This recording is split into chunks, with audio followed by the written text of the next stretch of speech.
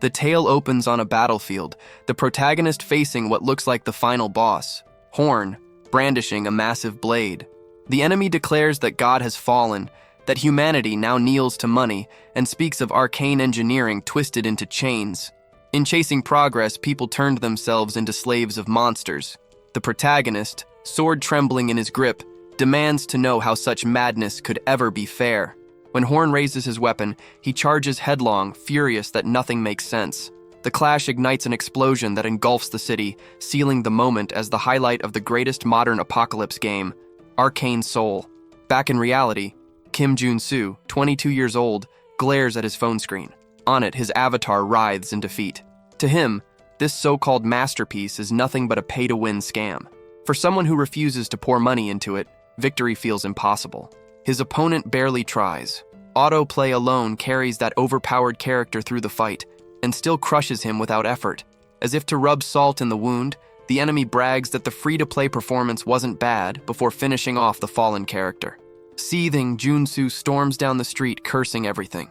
10,000 hours sunk into this cursed machine, and still a paying player with a single click leaves him in the dirt. This isn't a game, it's a casino parading as one, with characters as slot prizes. Deep down, he knows the real fool is himself for sticking around.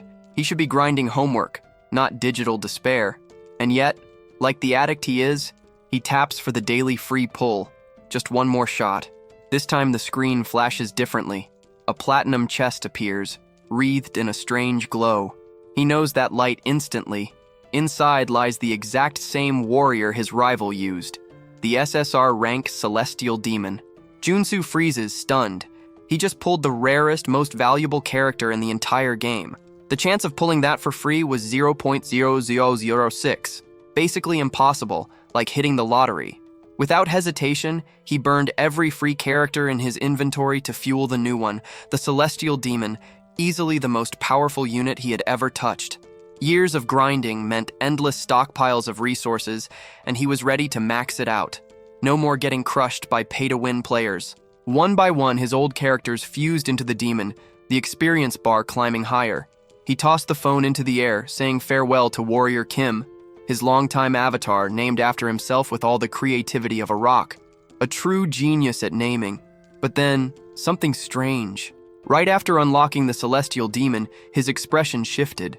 The moment felt oddly familiar, like a scene ripped straight from a story he had read before.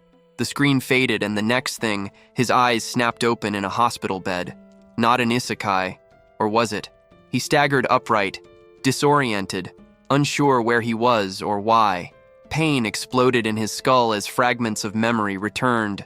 The truck, the impact, the way he had tried to dodge but still got hit squarely.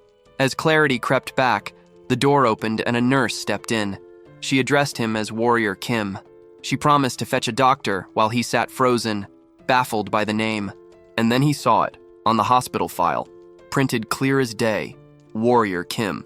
The guy sat there, dazed, wondering if the hospital staff were lunatics or just obsessed fans of that damn game. Maybe it was some cruel joke. After all, he had poured 10,000 hours into Warrior Kim, grinding non-stop to boost the Celestial Demon. Still, the thought twisted in his head. What if he really had become Warrior Kim? The instant he swung his legs out of the bed and set one foot on the floor, agony shot through him. Finally, a protagonist who didn't get to walk away spotless. This was the first accident with real consequences, not like those overhyped heroes who get hit by a truck and leap up as if nothing happened. The nurse rushed in, yelling at Warrior Kim, scolding him for even trying to stand. A doctor arrived soon after, remarking that for someone run over by a truck, his body was holding up surprisingly well. Still, before discharge, he'd have to undergo a magical vision test. Kim Jun-soo blinked in confusion. What kind of nonsense was this? Being called Warrior Kim, hearing about magic exams. Later, at the front desk, a clerk crunched numbers and announced the bill. 22 million.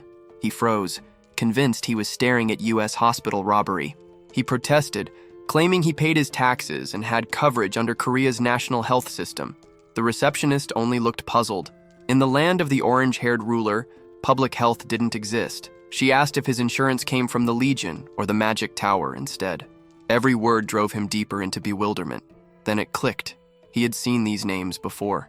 the Magic Legion, the Mega Corporation, the Magic Tower, the Sacred Order, all terms pulled straight from Arcane Soul.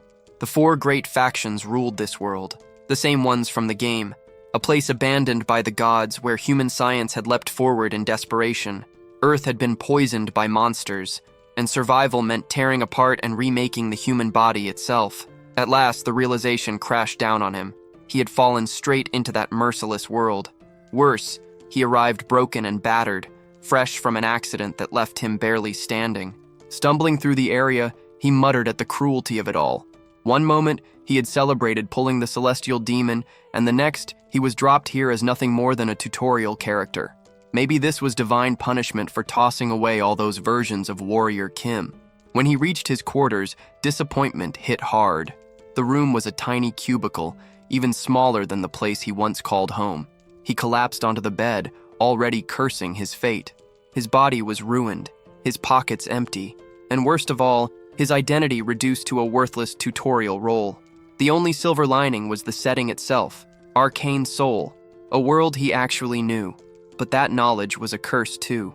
He remembered exactly what was coming: nuclear firestorms, dimensional ruptures, ancient gods returning to exact vengeance. This world would soon be nothing but ashes. He had no idea how or why he ended up here, but one thing was certain: doing nothing meant certain death. That's when the lunatic thought slammed into him, wild and reckless. He snatched up a pen, muttering that now was the time to test it. Better to know immediately than regret later. Without hesitation, he drove the tip into his own hand, howling in pain. The agony was real, but what came next was even better. The wound vanished. Just like that. His eyes lit up. It worked. A new trait appeared: wound recovery. That explained why he had been able to create so many versions of Warrior Kim in the game. The only character with no innate traits, but one that could acquire them through action. For him, this was perfect. He had always wanted to depend on strategy instead of some pay-to-win powerhouse. Now the advantage was his. He was Warrior Kim. The first trait erased every trace of the accident. The limp, the bruises, the broken flesh. He was whole again.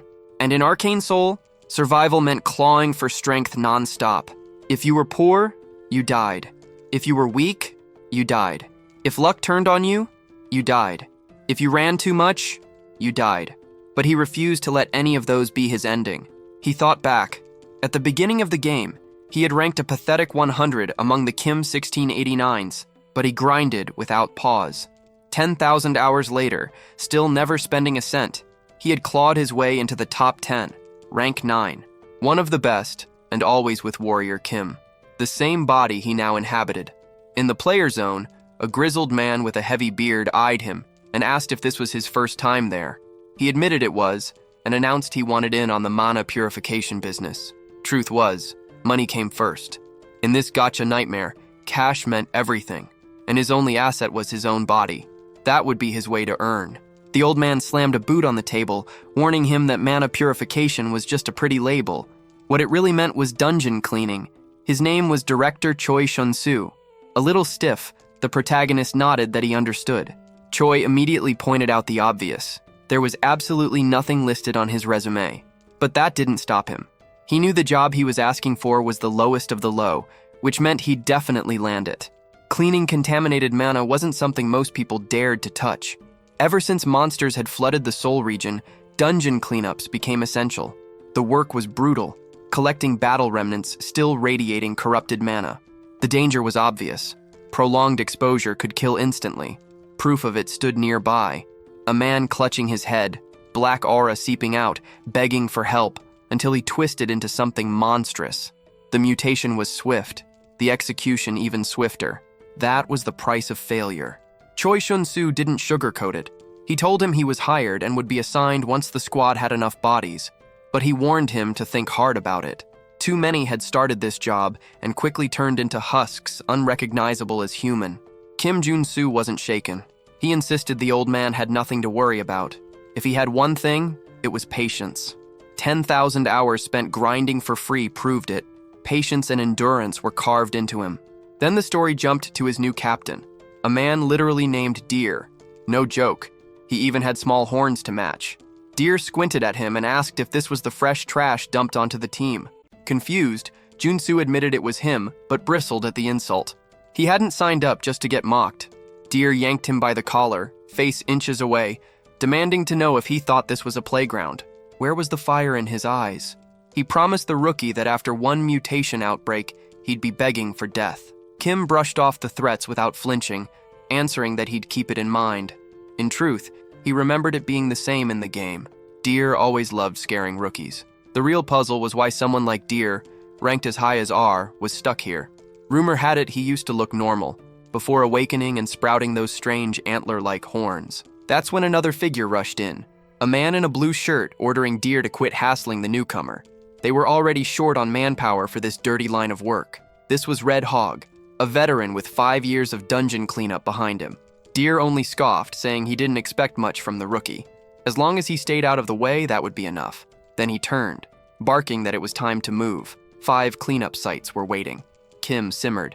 Being humiliated in front of everyone didn't sit right, especially since this Deer was somehow crueler in real life than he had been in the game. Red Hog leaned over, trying to ease the sting, telling him not to worry. The man might seem harsh, but he wasn't all bad. Kim only muttered that he understood. Soon they were at the Metropolitan Gate. The stench alone was enough to make him gag.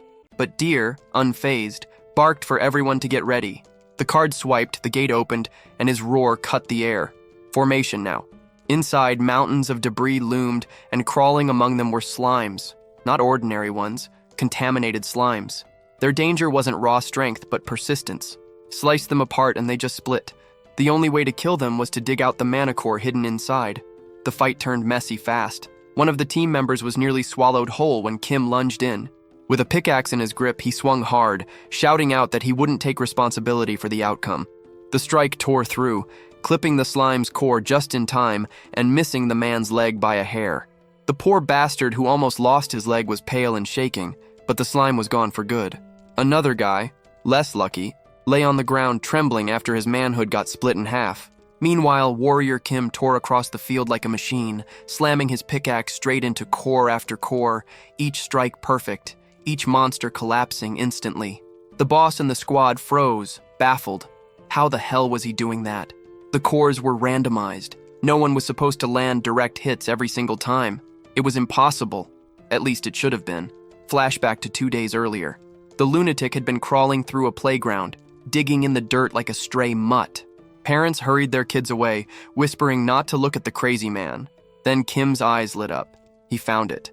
A single 501 coin. The moment he picked it up, a notification bloomed. Trait acquired. Treasure hunter. He laughed like a maniac. For him, this was the most valuable starting point. Treasure hunter was the backbone of every Warrior Kim. Of course, bystanders thought he was insane.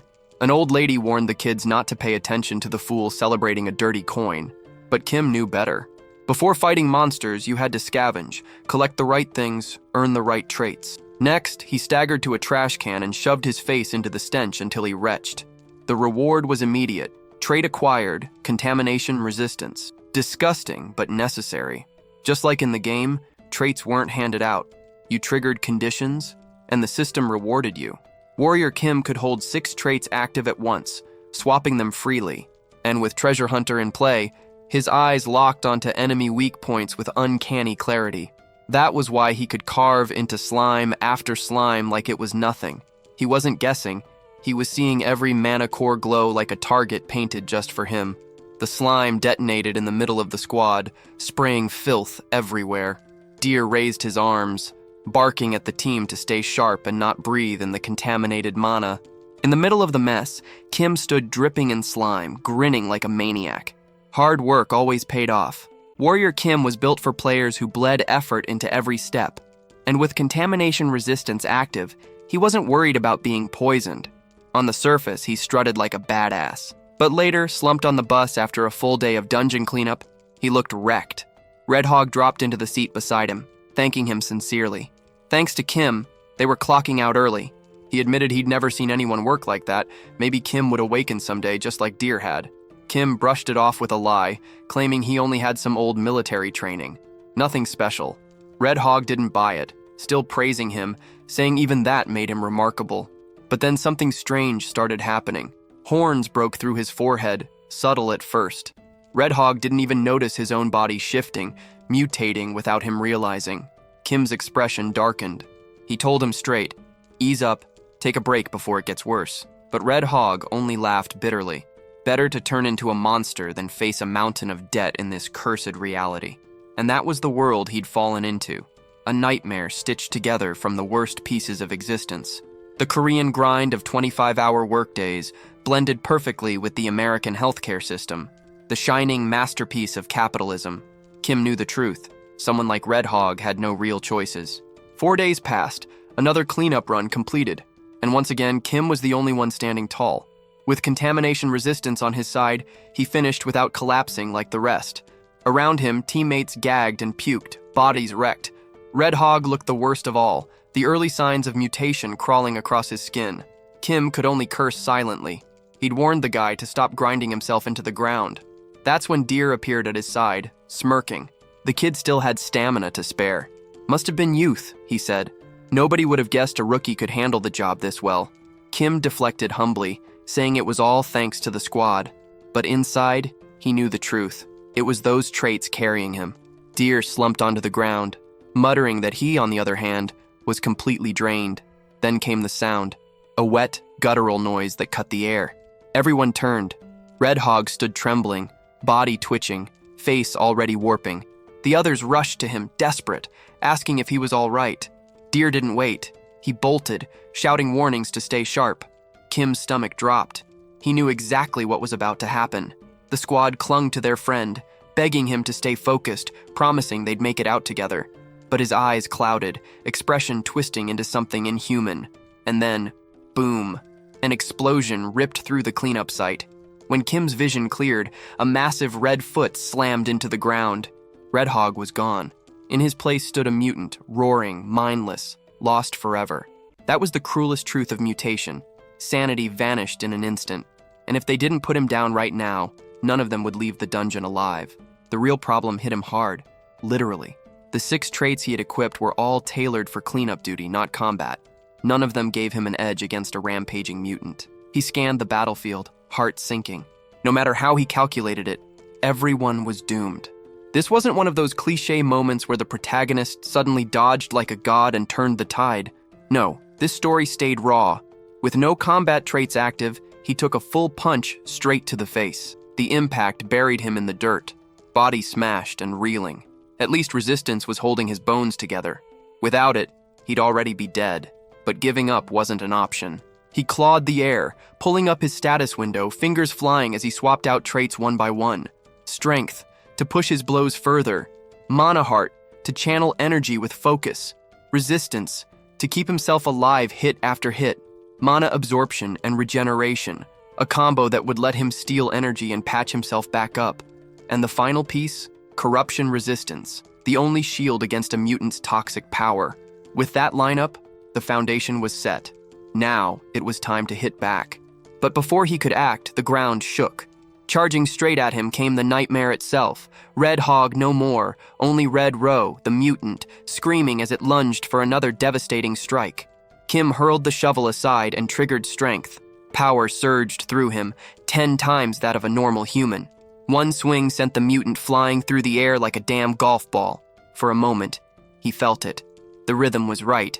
Maybe, just maybe, he could pull this off. But then the nightmare twisted midair, spinning like a drill and ricocheting off a rock. Red Row shot back down from above, unstoppable. Kim's mind blanked. How the hell was he supposed to dodge something like that? The ground erupted as the beast slammed down.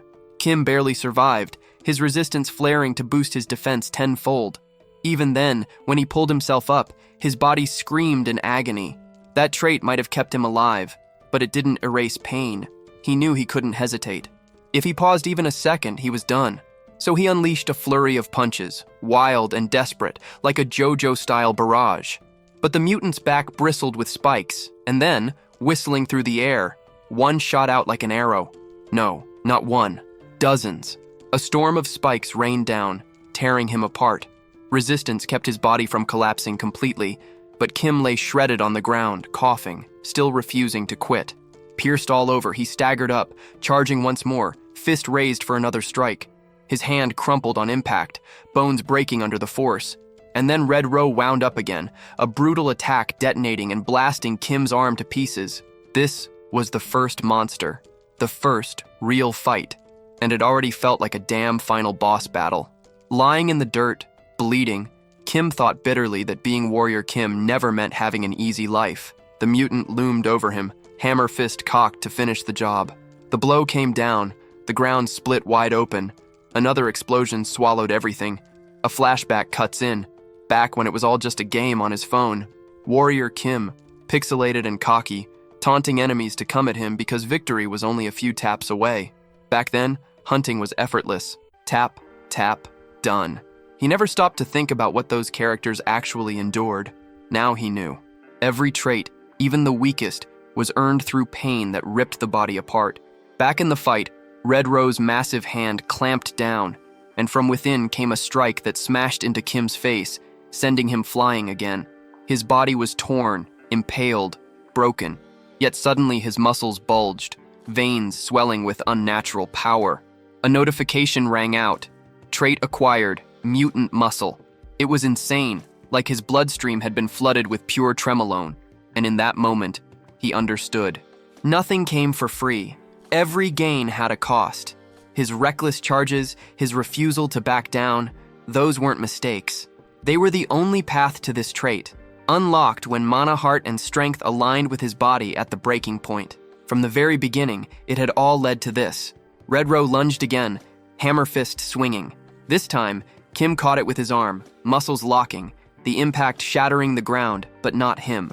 He roared back, slamming a full-force counter, declaring that trick useless now. But the mutant wasn't finished. Its arm bristled, spikes bursting outward, and it drove a fist packed with blades straight into Kim's chest. Blood erupted as holes tore through him once more. And yet, something stirred. His body convulsed, energy building. Another awakening was coming, another trait, born from the edge of death. Kim's body, punctured and torn, began knitting itself back together. Flesh sealed, muscle tightened, holes closed. A new message flared before his eyes. Trait acquired. Mutant body. He staggered upright, grinning through blood, thanking Red Row with twisted sincerity. After all, it was thanks to this monster that he'd evolved so far. The mutant roared and charged. Their hands locked, two monsters straining against each other, the ground shattering beneath their feet. Off to the side, Deer finally stirred from unconsciousness. He blinked at the scene, stunned. Warrior Kim, a human rookie, was wrestling a mutant head-to-head. That kind of power was impossible. Humans didn't fight like that. The clash ended with both collapsing under the sheer force of their strikes. Even armed with multiple traits, Kim found himself pushed to the edge. His frame had bulked up to match the creature's size, but the disadvantage remained clear. The monster bellowed, charging again in a blur of speed. Kim's eyes sharpened. He activated contamination resistance, but not in the usual way. He was going to burn it, sacrifice it, delete it. Deer's jaw dropped as he saw the transformation unravel. He had no clue what the kid erased, but the result was terrifying.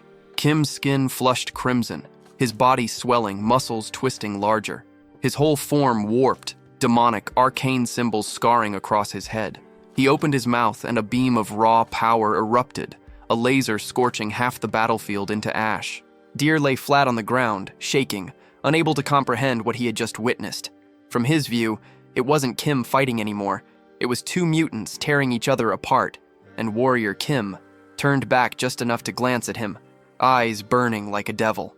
That kind of thing should have been impossible, transforming into a mutant and still keeping his mind intact. But there he was.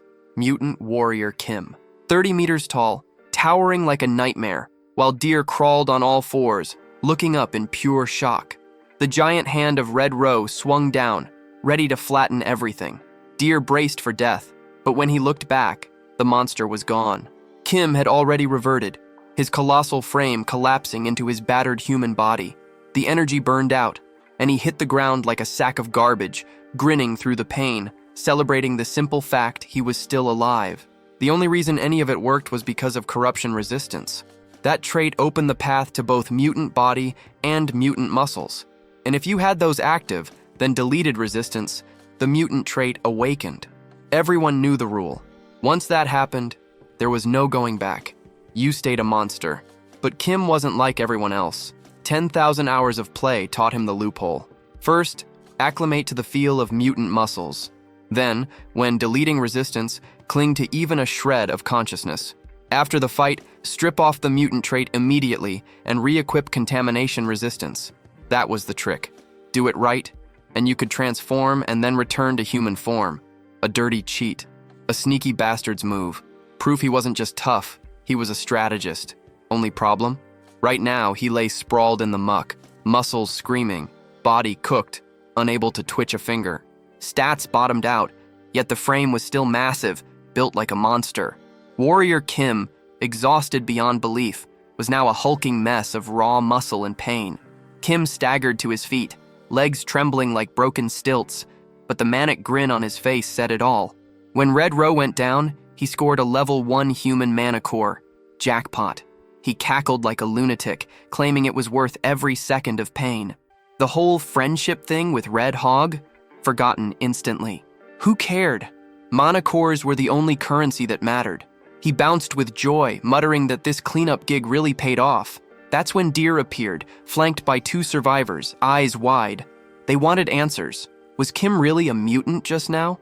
What the hell had they witnessed? Kim wasn't about to let rumors spread, not about that.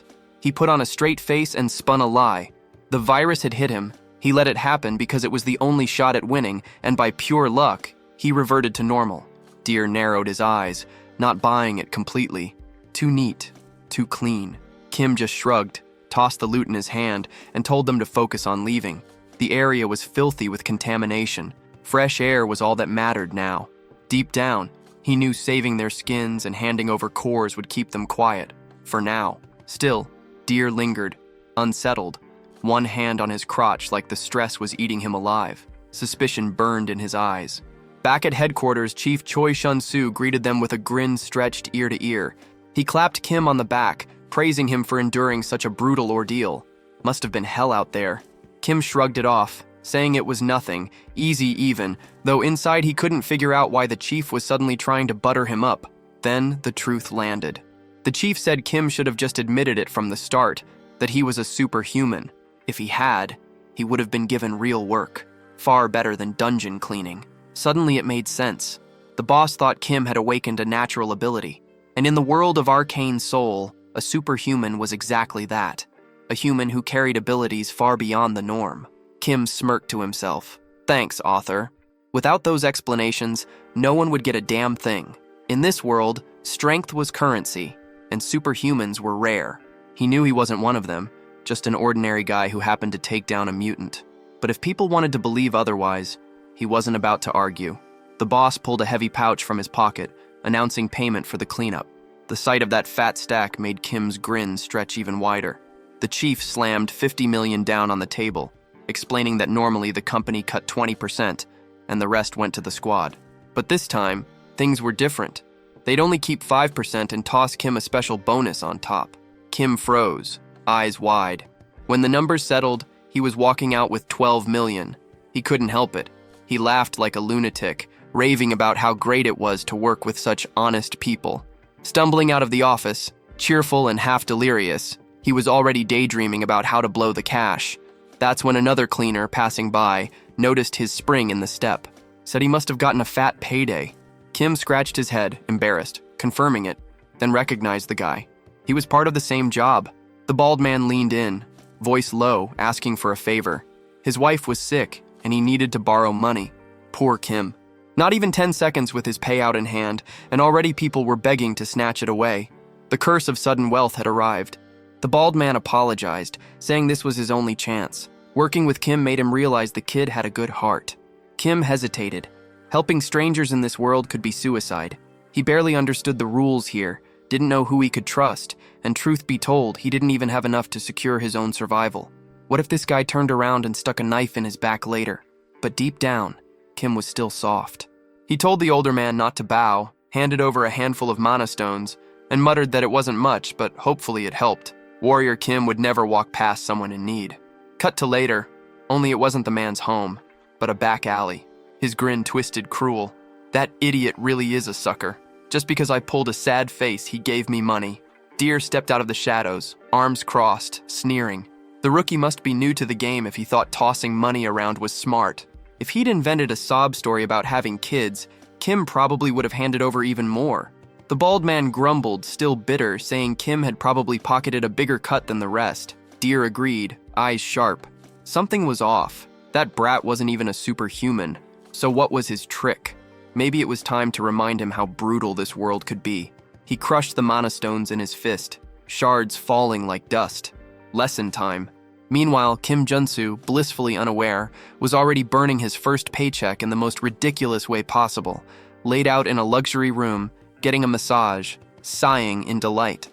Dear Kim, let's hope the masseuse is female, because otherwise things are starting to look real questionable. One moment you're grinding dungeons with deer, next moment you're stretched out like this. Suspicious doesn't even begin to cover it.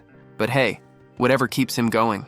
He's got that 2,000-hour strategist brain, so maybe he knows better than anyone how to manage himself. Let it slide. Truth is, even after all those professional massages, his body still screamed in pain from that brutal forced transformation. Traits gave him options, sure, but they weren't invincible cheats. His body warped depending on what was equipped, and the more he stacked, the harder it became to endure. Still, there was no choice. Without them, survival wasn't even on the table. As he leaned by the window, eyes drifting outside, you'd think he'd be watching girls in bikinis. Nope, his gaze locked instead on some tattooed uncle strutting down the street. That's arcane Seoul for you. A world where gangs ruled more than any law ever could. Cops were useless. Superhuman players held the real power. He muttered under his breath, thinking about how close he'd come to dying already. Would he even survive the next encounter? At least now, as Warrior Kim, he had cash in his pocket and could finally buy gear, maybe even shift the odds. So he headed to a weapons shop.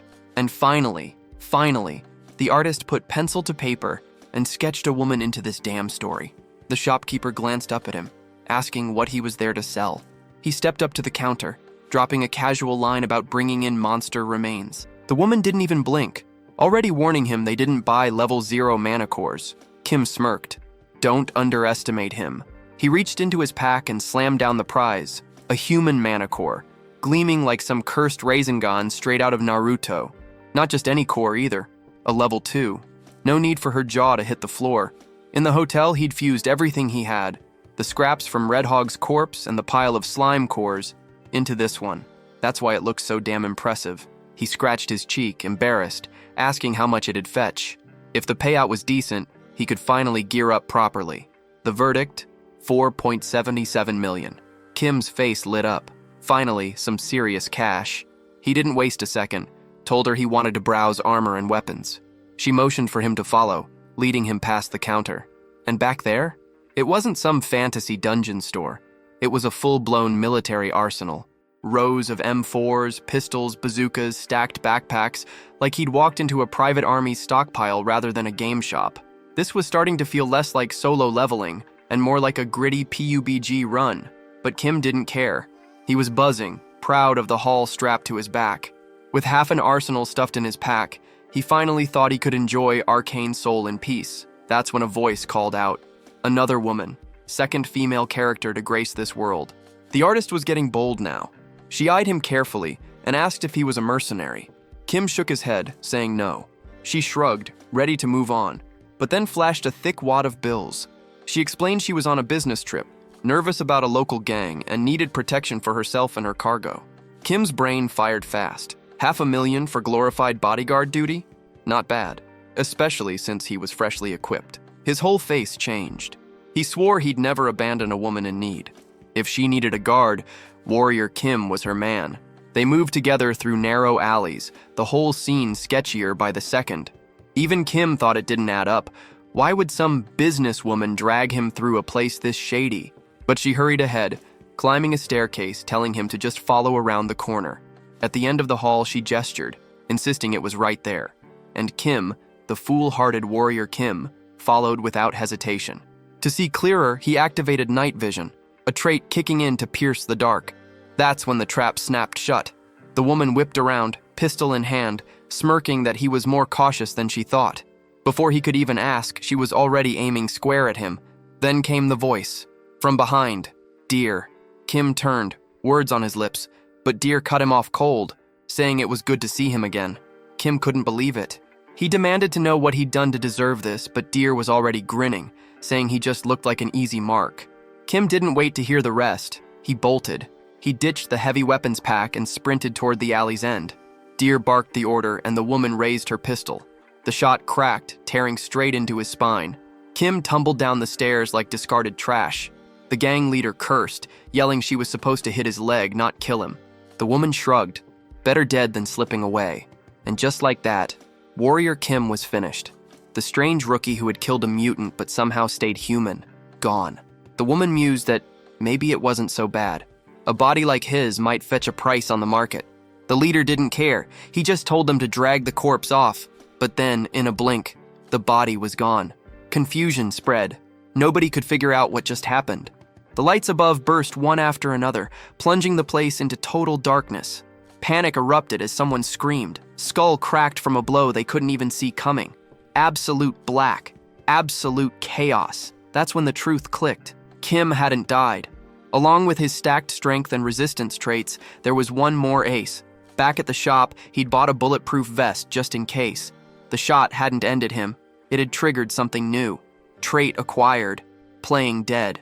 In the pitch-black chaos, Kim slipped through the shadows like a ghost. Deer didn't even sense him until crack. A fist smashed straight into his jaw. The bastard crumpled, groaning, but managed to scramble up and throw a wild kick that clipped Kim. Warrior Kim snarled. He reminded Deer that his sorry life had already been saved once. Trying to kill the man who dragged him from death? About as stupid as it gets. Kim raised his boot, ready to crush Deer's head into the ground. Bang!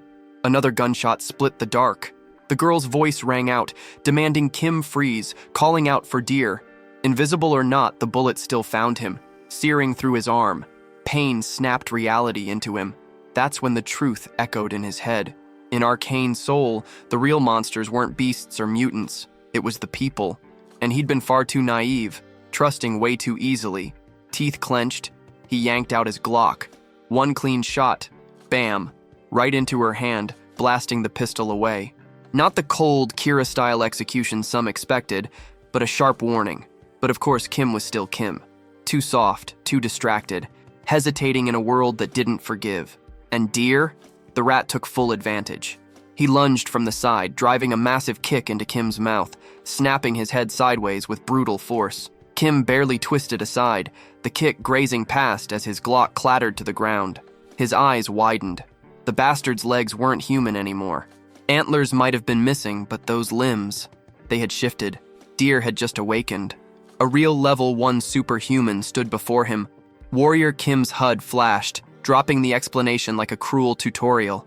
In Arcane Soul, any character could awaken, the true core mechanic of growth. And the moment it happened, an awakened body could crush a regular human like paper, even if that human had a rifle in hand. Now Kim was stuck in his normal form, staring down someone who'd just evolved mid-fight. In a blink, Deer vanished. His new ability lit up, stochastic jump. Whatever the hell that meant in English, it translated to one thing. He could ricochet in every direction with insane speed, like gravity itself had switched off. The bastard zipped upward, bouncing off the wall, his body twisting into position for a drop kick from above. Kim slammed into instinct mode, hitting that Call of Duty slide key in his mind, skidding across the floor just as the kick cratered the ground behind him. Deer landed with a snarl, shock flashing across his face. How the hell was someone who hadn't awakened dodging his assaults? Snarling, he coiled his legs again, launching for another strike, faster, sharper, deadlier. This time, Kim couldn't avoid it. He had to stand his ground. But as Deer came crashing in, Kim's face shifted. He whipped out a weapon, braced, and absorbed the full force of the kick. Metal snapped against bone with a sharp crack. The bastard blinked. Kim sneered, calling him what he really was, just an animal. Turns out that last-minute purchase was gold. Back at the shop, he'd agonized over it, wondering if buying a weapon even made sense. After all, he was Warrior Kim. His class was literally warrior. The stronger he grew, the more guns lost their value. What he needed was something to match his role. No swords in stock, but there'd been one perfect option, an expandable baton. And as a warrior-class fighter, wielding melee weapons gave him natural bonuses. Now, Deer was about to learn just how painful those bonuses felt. Smack! The baton drove straight into Deer's stomach, knocking the wind out of him. A notification lit up. Trait acquired. Strong hit. Finally, his first trait designed purely for combat. The best part? It wasn't limited. Strong hit applied to any strike. Overhead, low swing, side swipe. A brutal buff for every situation. Kim grinned, baton spinning in his grip. The beatdown was on. But Deer wasn't done. He darted, dodging, leaping again. He closed the distance with another blinding kick. This time, Kim had left a gap. No chance to dodge. His choice was simple. Take it. He raised an arm, letting it absorb the blow, pain ripping through him. But in the same motion, he swung low with his other hand, baton cracking right behind Deer's knees. Deer was quicker, always landing the first blow. So Kim made the choice. If he got hit, he'd hit back harder. Every strike against him was just another chance to swing the baton. Blow after blow stacked, and suddenly, the system chimed. Trait acquired. Combo. For early game warrior Kim, nothing hit better. Strong hit plus combo? That was the dream. A setup designed to pound fast and smash hard. And it worked. Deer got pummeled. His chest caved in with a final smack. He crashed into a pile of trash bags, slumping against wet asphalt. Kim raised his baton high, roaring in triumph. Finally, he'd crushed the bastard. But then, something strange. His hand glowed. A burning ache spread through his body, every muscle seizing. He dropped to his knees, clutching his arms, gasping in pain. And then it erupted. A golden explosion, aura bursting from his skin. Warrior Kim had awakened. He staggered upright, fists clenched, a wild grin splitting his face. He shouted to the sky like a lunatic, reveling in the transformation. No longer just a disposable human, he was now a superhuman. The psycho energy kicked in. He even busted out some wild b-boy footwork on the broken pavement, laughing that his life was finally changing. That's when a voice cut in. Looks like you pulled it off. Kim spun around. And there he was, some guy strolling in casually. A bazooka slung across his back and 3 kilos of ammo strapped tight, like it was just another Tuesday. That was Iron Fist Kim, the second most generic 2-star after Warrior Kim himself. A reinforced soldier class, the type that relied on heavy firearms, and to make it worse, he could even fire straight from his prosthetic arms. But the real nightmare? He wasn't just some rando NPC. He was the leader of the Iron Fist gang, and Kim had just been brawling in their turf. Of course, they saw that as a declaration of war. Iron Fist strode forward, bazooka leveled right at Kim's chest. He asked if the rookie even bothered to check whose territory this was before wrecking the place. Kim stammered out his excuse. It was self-defense. He didn't have a choice. Better to fight than to die. The gang boss wasn't buying it. He drew a pistol with his other hand, cold eyes locked on him. Said Kim looked more terrified of the enemies he fought than of the Iron Fist gang itself. Kim's heart sank. He'd just crawled out of one fight by the skin of his teeth, and here came another. He knew it. If things went down here, he wouldn't last. Iron Fist tapped his chest with the barrel and told him flat out he'd made the worst mistake possible, and now he'd learn what happened to anyone dumb enough to provoke them. A tense silence stretched. Then Kim smirked, spitting blood.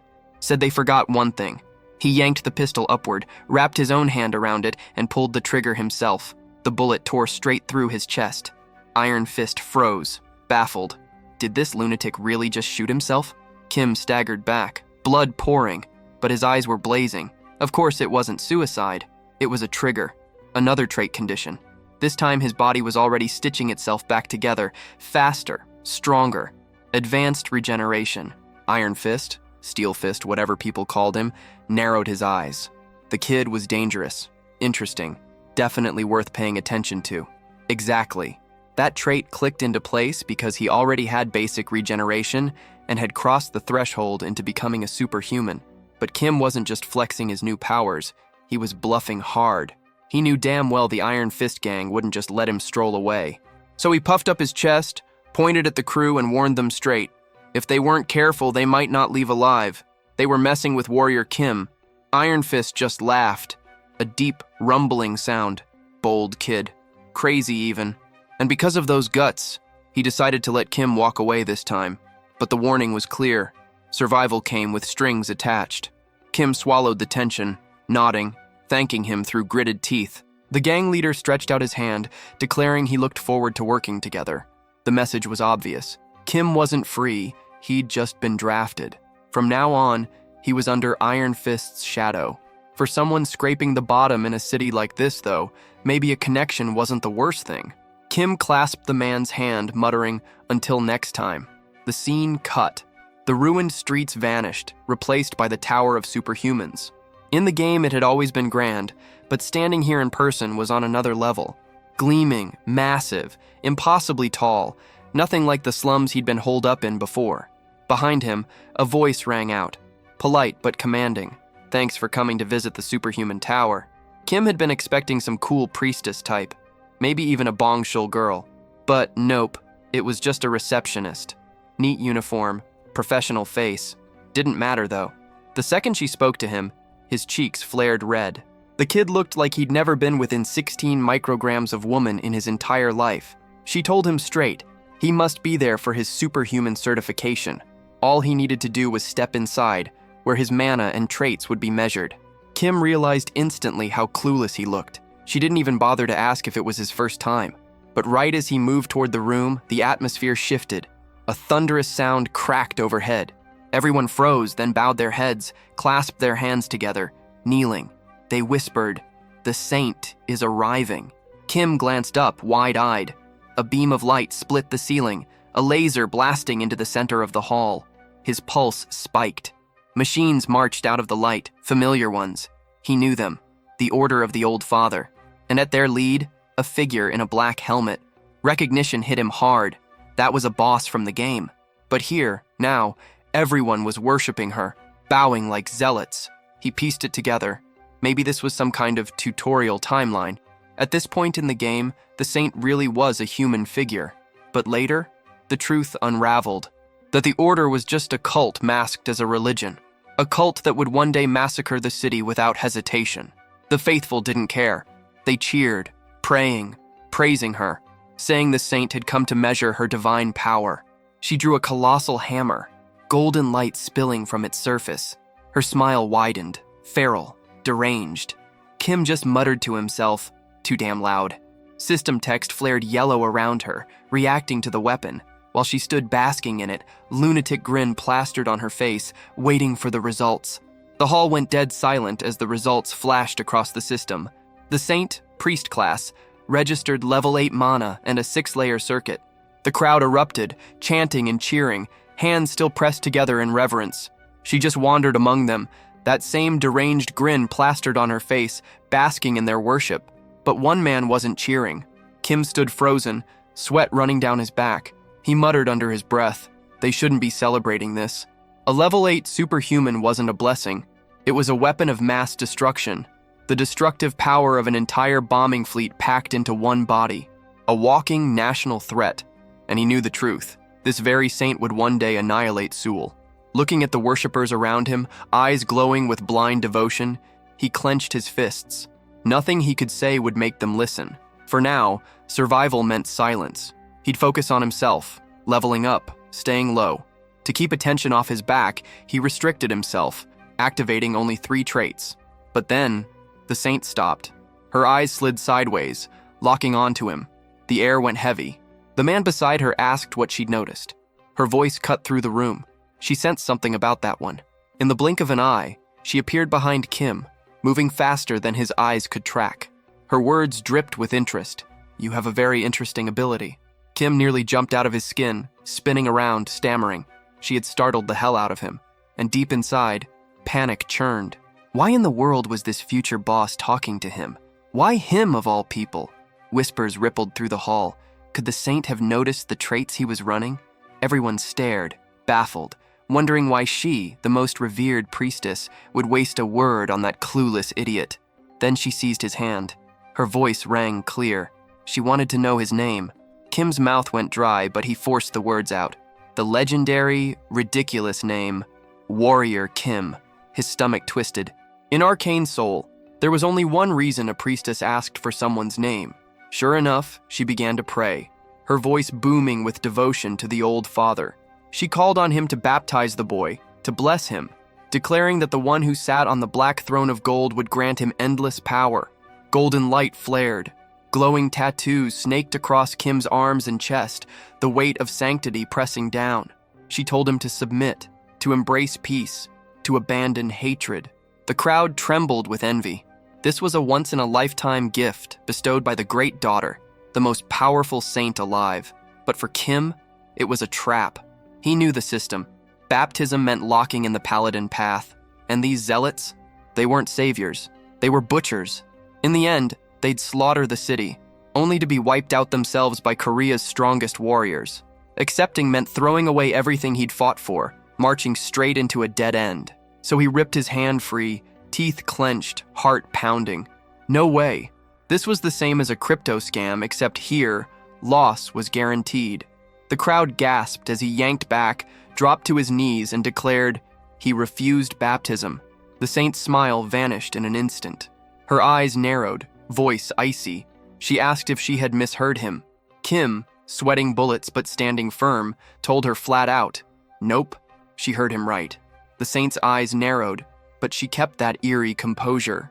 She declared that freedom was the right of all citizens, but warned him the old father would always be watching. Then her tone dropped low, venom curling through her words. She pressed her palm to him, whispering some devil-hour curse, and instantly his body ignited. Flames wrapped around him, roasting him alive in front of the entire hall. The crowd recoiled, muttering that it was his own fault for refusing baptism. Someone even sneered that being an atheist in this world was suicide. The punishment had a name, divine fever, a cruel ability unleashed on those who rejected baptism. It didn't just burn, it was agony without end. The constant pain drove victims insane until they begged for death. It was the temple's way of erasing heretics. Kim, with his 10,000 hours of game knowledge, knew this was coming. But knowledge didn't blunt the pain. His flesh blistered, nerves screaming, body twisting under the flames. Divine fever was one of the nastiest debuffs in Arcane Soul, and here it was, eating him alive. He had nothing to resist it. No hidden trait, no miracle plan. He was seconds from collapsing for good. And then, by sheer chance, salvation splashed across him. Liquid doused the flames, shimmering with holy power. Purified. Cured and purified. Purified. Someone had thrown it at him. He blinked up through the smoke and saw her, that plain receptionist girl from earlier, the one who'd made him blush like an idiot. She was the one who'd risked herself to save him, asking softly if he was all right. Kim thought she was insane. Nobody interfered with baptism punishments. Most people backed away, terrified of being tainted. But her healing gave him just enough of a foothold to cling to life. And that's when it triggered. Trait acquired. Divine resistance. His body steadied, energy coiling inside him like a cultivation technique, drawing in strength. For the first time, he felt the holy flames not just searing him, but fueling him. Of course, Kim wasn't dumb enough to walk into this without a plan. Divine Fever's whole deal was burning away mana until there was nothing left, but he was only level 1, with scraps of mana to his name. There wasn't much for the fire to eat at, so the damage was way less devastating than it should have been. Phase 1, complete. He had tanked the punishment, unlocked divine resistance, and equipped it on the spot, but the flames still raged. His body writhed, every nerve screaming. And that girl, bless her clueless soul, was lobbing bottles at him. For a second, he thought she was chucking rare healing potions. Nope, just regular water. Plain H2O, splashing over his scorched body. Still, it helped. The sting dulled. His breathing steadied. Right there, in the middle of the temple floor, Kim focused. Fire and water, two opposites clashing inside his chest. Divine energy burning, cooling liquid quelling it. He clenched his teeth, forcing them together, gathering the chaos into one point. And for a heartbeat, he wasn't just enduring the flames, he was forging something new. Kim went full yin-yang mode, melding the agony of fire with the calm of water, forging balance in the middle of hell. With just a sliver of mana left in his chest, he forced the flames to collapse inward and snuff out. Light burst, blinding the room. When it cleared, he was still standing. A new notification glowed before him. Trait acquired. Mana barrier. 5 seconds earlier, he'd been writhing like a fool on the floor. Now, arms folded, chin lifted, he looked smug as hell. Confidence rolled off him. For Warrior Kim, this was the survival tool he needed most. The girl rushed up, asking if he was all right. He nodded, cool as ever, thanking her. Around them, whispers spread. Could he really have survived divine fever? Impossible. No one walked away from that. But the truth? The flames hadn't gone out at all. They still burned, eating at him. He'd just built a shield between his body and the fire, cutting off the pain. The blaze was still there. He just refused to let it touch him. And then, with zero hesitation, this lunatic strutted right up to the platform for his scan. The system flared, reading him. The result, level 1, still a nobody. Except, he had 6 circuits. In other words, 6 open paths, 6 slots for traits. The crowd murmured. The number alone put him in rare company. The whispers spread fast. 6 circuits. That explained everything. No wonder the saint had locked onto him. He wasn't strong yet, but he was a super beginner, someone with absurd potential from the very start. Kim wanted to keep his head down, blend in, but after crossing paths with the saint, staying low was impossible. The receptionist stepped forward, her voice trembling with surprise as she congratulated him. She admitted it was the first time she'd ever seen a rookie with 6 open abilities. All that was left now was the paperwork, the superhuman license. Later, at the registration desk, it was finally in his hands. The license. Proof he'd made it. The card he'd practically crawled through fire to earn. The clerk congratulated him again, officially welcoming him as a certified superhuman. Kim's whole face lit up, practically glowing. His chest pounded like it might explode from pride. He muttered that he'd fought and worked like hell to get here. The clerk began to explain the privileges, but Kim jumped in, rattling them off like he'd memorized the wiki years ago. Reduced taxes, legal clearance to carry weapons. Higher levels meant bigger payouts, immunity from arrest under most circumstances, free transport, free meals, a mountain of perks stacked high. He was giddy.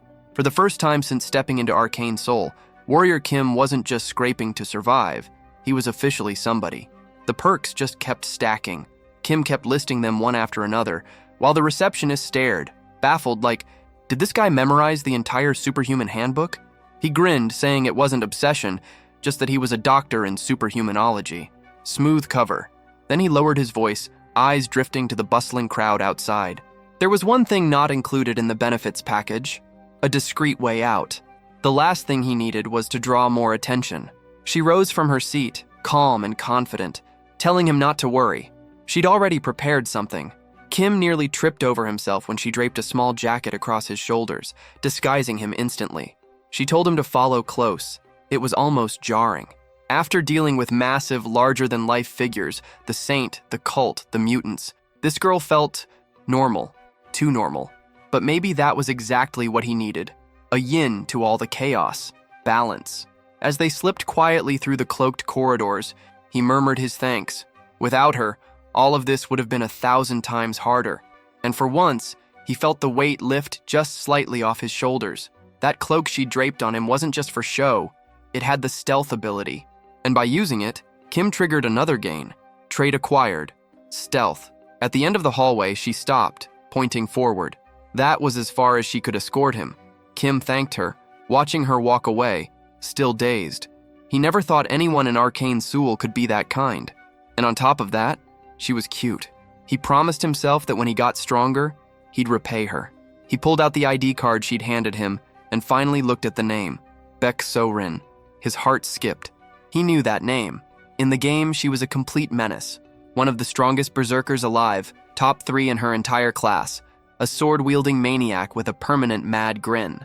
No wonder he hadn't recognized her. In Arcane Soul, she never looked gentle enough to smile. Now, the pieces fit.